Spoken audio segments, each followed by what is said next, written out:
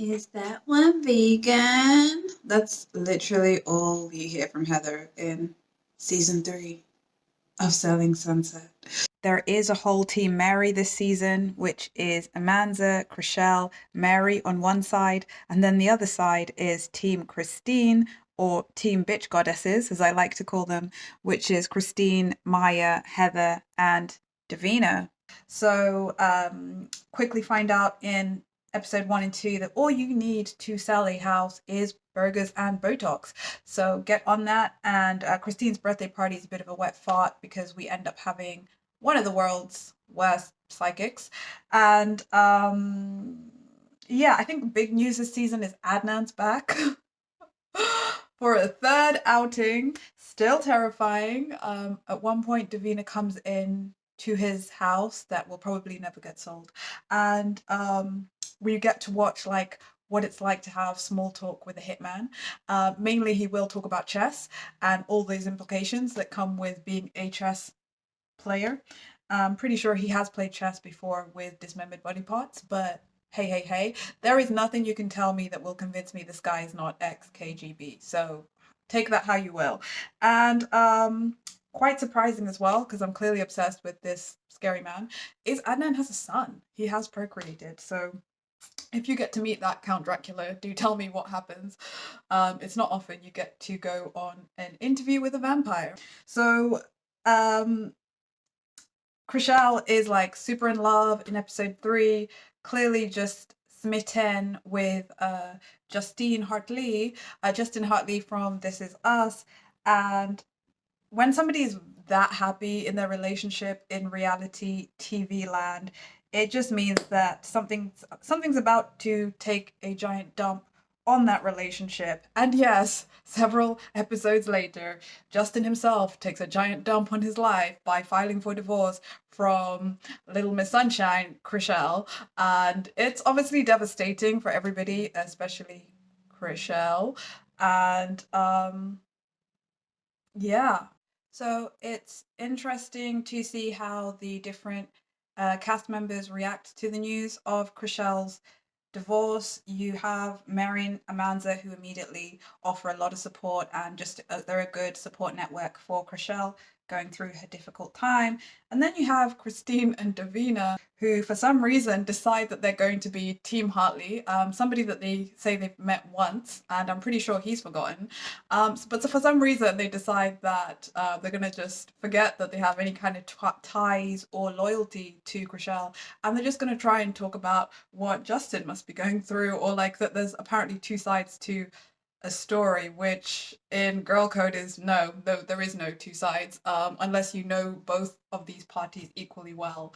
Um, you know, you gotta like. I mean, I don't know. It's just a straight crazy move, and it just reinforces the fact that um, they're both committed to not appreciating Chriselle in any form. So, I mean, I think at one point as well, Chriselle goes away to kind of get a bit of like R&R with her family and just go to, process the news. And Davina kind of continues to like dig it in and act like, oh, she's so terrible, Chriselle, blah, blah, blah. But yeah, she does keep the pot stirring. So yeah, Chriselle goes away and she just wants to get a bit of a breather from it all and not have to sell a house for 1 day or two. And then she comes back and everyone's just sort of crowds around her and tries to sort of, give her a bit of love and support. And what else happens in season 3? The outfits were totally still out of this world, still very beautiful. At one point, when the producers are trying to prove to us that these people do actually sell houses for a living, we're told that they have 105 days to sell the house, or they're going to lose $93,000 for their clients. So, real money on the table. We're not just playing pretend. It is not monopoly money you see them trading in. On that note, I do think there was a lot of like female first storylines this season. You have Amanda fighting for full custody of her 2 kids, which is amazing, superwoman. Chriselle obviously going through that really difficult split from her husband in the public eye as well. They're both public figures. You've got Maya being challenged to start her own brokerage and make forward strides in her career. You've got Heather trying to buy art and not knowing the difference between a Van Gogh and a Van No. So that was also challenging for her. But she did manage to pull through. I think she did pretty well in the end, even if they were scared that she'd gone kind of like Barbie mad and bought like pink wall art, and they weren't sure if that was going to work in the very male dominated Hollywood Hills.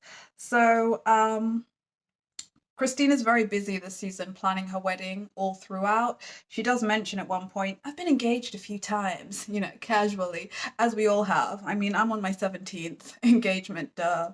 And I do think what happened with Justin and Chriselle, I think he spent so much time around Milo, Verti, blah, blah, blah, blah, you know, Jack on This Is Us, that like he set the bar so high in terms of what like men are supposed to be doing in relationships that I think Justin just said, I'm giving up now before it's like, you know, before the pressure gets to me.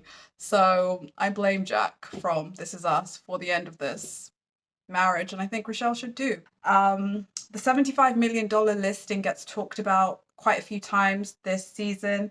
The house that will not sell.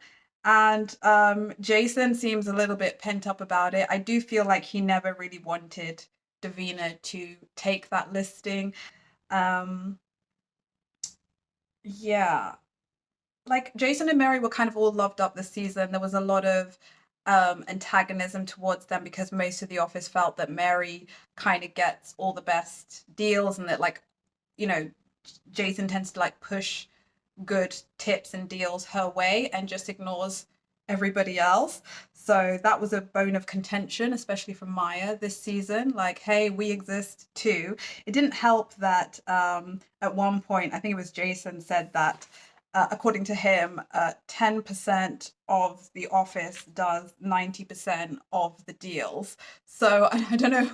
I don't know if that was supposed to like boost morale or like reassure everybody that he did value their contribution, but he seems to think only like two of them are actually doing any work. So I'm sure that doesn't help while they're trying to sort of tell everybody that everybody's of equal value. I don't know if putting that on a poster on the wall is that useful for anyone.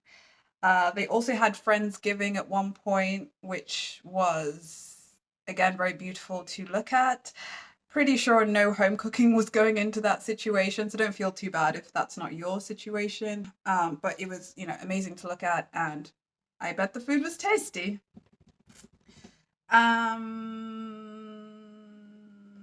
What else? What else? What else?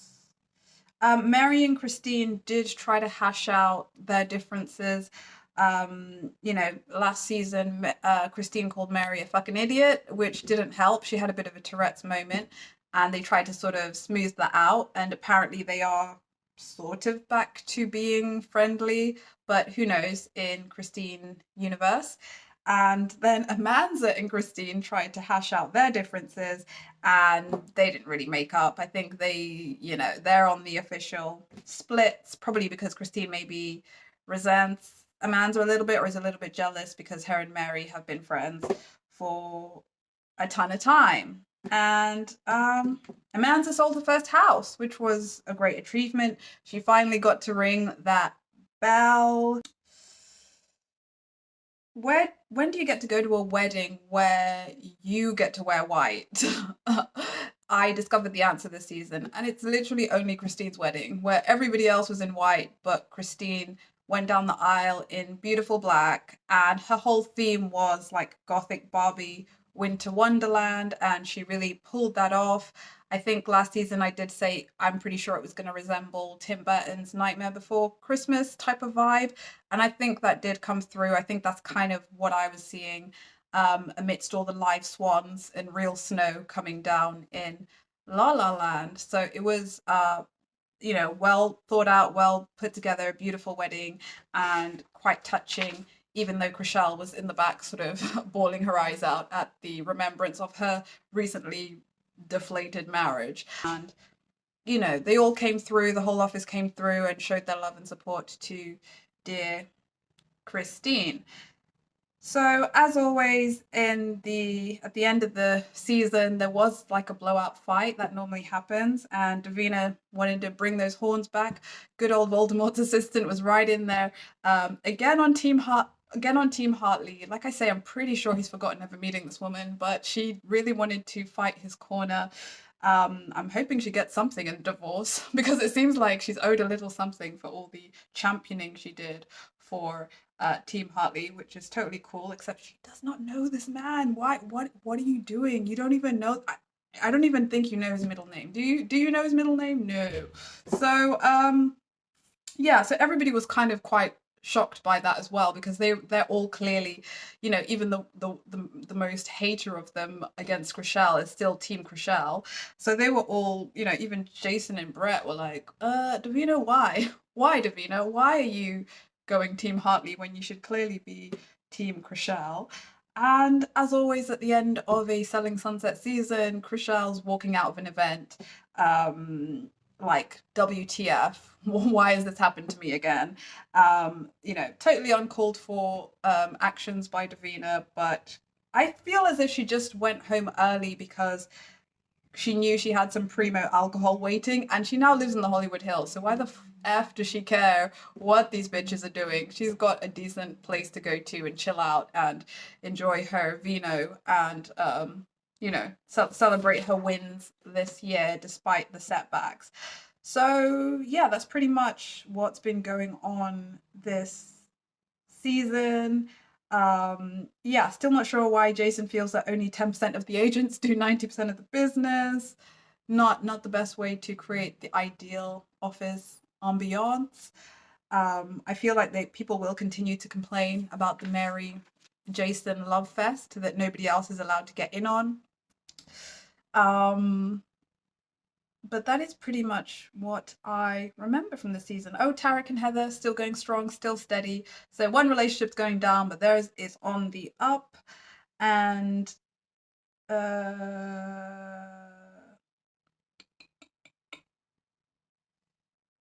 uh, uh, uh, yeah, that's it. That's all I have to say about the things that went on. Oh, Romaine and Mary had a little wobble this season. They had some trust issues. Somebody went to Vegas and didn't quite report the full facts. Drama. But they did recover and they're back to being their adorable selves. And yeah, that's pretty much all I could pick up on. Oh, and also Heather did have her own wobble as well because people kept ribbing her about being a bit PR stunty, like she may possibly have been tipping off paparazzi to sort of show up for her mundane life activities and to try and like, you know, raise her and Tarek's profile. But I think that's pretty standard stuff for the Hollywood hoi polloi. So not really the craziest of things, but they did keep mercilessly ribbing her to the point that she got up and stormed off, and it was all a little bit like that. But yeah, overall, it was a fairly okay season. I think obviously the biggest news was the Chriselle breakup and the Christine's wedding. At one point, we're told that I feel like I'm in a Chanel fashion show um, about the wedding. And I think that was a really good summation of what that wedding would have been like. And yeah, that's it. That is literally all you need to know about this season. Do watch, subscribe, comment, let me know if there were things about season 3 that gave you a lot of great joy, and if there were things about season 3 that just left you feeling ugh. And all the best till next season. See you soon. Bye.